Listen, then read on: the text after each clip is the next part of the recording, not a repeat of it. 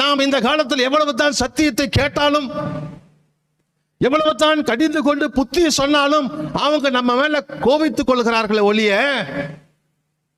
அவர்கள் மனம் திரும்ப மாட்டுகிறார்கள். Praise the Lord. இன்றைக்கு சபை நிர்விசாரமாய் போய் கொண்டிருக்கின்றன. சபை அது வேற மாதிரியே போயிட்டு இருக்கு. Praise the Lord.